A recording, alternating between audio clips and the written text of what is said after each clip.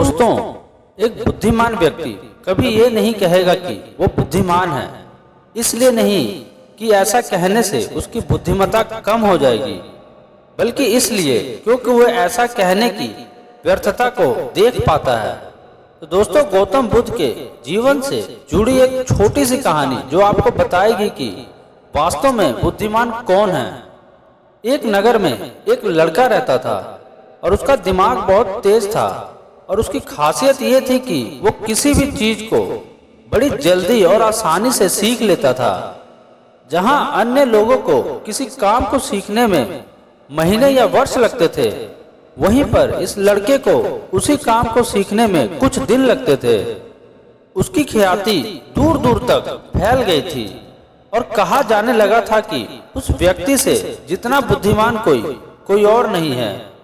परंतु वो व्यक्ति तो जानता था कि वो उसके भीतर क्या है। हर व्यक्ति जानता है कि वो भीतर से क्या है, चाहे वो बाहर से कुछ भी दिखाए।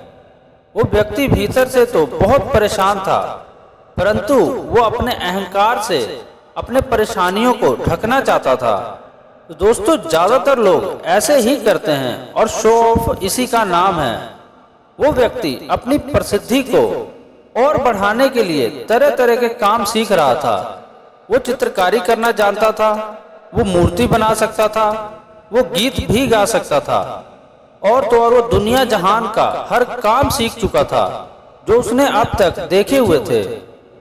इसलिए उसे अपनी बुद्धिमत्ता का बहुत अहंकार था, क्योंकि कोई भी साधारण आदमी एक काम कर सकता है या दो काम कर सकता है और ज्यादा से ज्यादा 3 काम कर सकता है, परंतु वो तो सैकड़ों काम को कर सकता था और बहुत अच्छे से कर सकता था। इसलिए उसे अपनी बुद्धिमत्ता पर बहुत अहंकार था। वो इस बात को अंदर ही अंदर मान चुका था कि उसके जितना बुद्धिमान इस दुनिया में कोई भी नहीं है। फिर एक दिन उसका सामना गौतम बुद्ध से होता है। उसे पहली बार एक ऐसा व्यक्ति दिखता है जिससे उसे ईर्ष्या होती है। अब तक उसने ऐसे लोग देखे हुए थे जो उससे ईर्ष्या करते थे, और जहां ईर्ष्या होती है वहां तुलना का होना निश्चित है। वो व्यक्ति अपनी तुलना गौतम बुद्ध के साथ करना शुरू कर देता है। वो देखता है कि बुद्ध के पास तो एक भिक्षा का कटोरा है, और लेकिन उसके पास धन की कोई कमी भी नहीं है। बुद्ध के वस्त्र तो साधारण से थे, परंतु उसके वस्त्र बहुत कीमती हैं।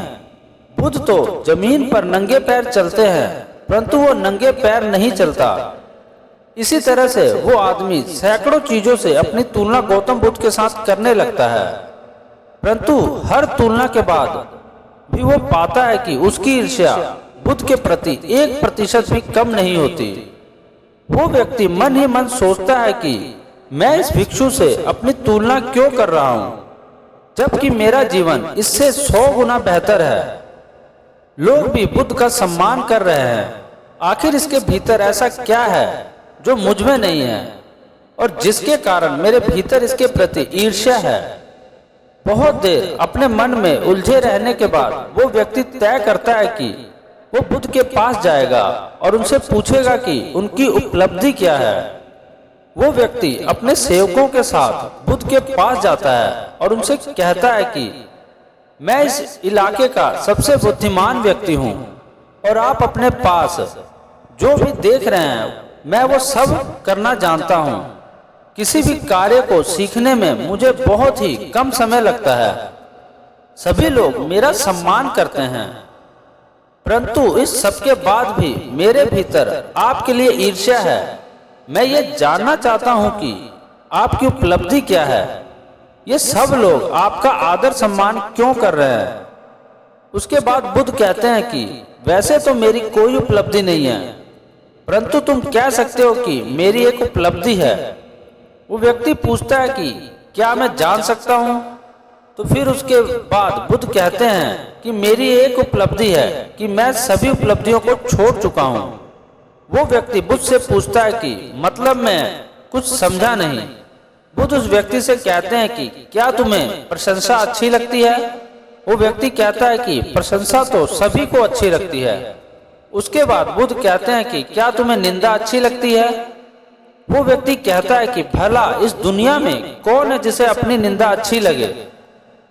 उसके बाद बुद्ध कहते हैं कि जो तुम्हें अच्छा लगता है और जो तुम्हें बुरा लगता है, मैं इन दोनों से ऊपर उठ चुका हूं। ना मुझे निंदा सताती है और ना ही मुझे अपनी प्रशंसा प्रसन्न करती है। बस यही अंतर है तुम में और मुझ में। और उसके बाद वो व्यक्ति बुद्ध से कहता है कि परंतु ये कैसे संभव है। बुद्ध मुस्कुराते हैं और उस व्यक्ति से कहते हैं कि तुमने सैकड़ों काम सीखे, लेकिन एक सबसे जरूरी काम को तुम सीखना भूल गए। वो व्यक्ति बुद्ध से पूछता है कि वो कौन सा काम है बुद्ध। बुद्ध कहते हैं अपने मन को नियंत्रण करना। क्या तुम्हें आता है? बुद्ध की वो बात सुन वो व्यक्ति समझ आता है कि ईर्ष्या का यही कारण था।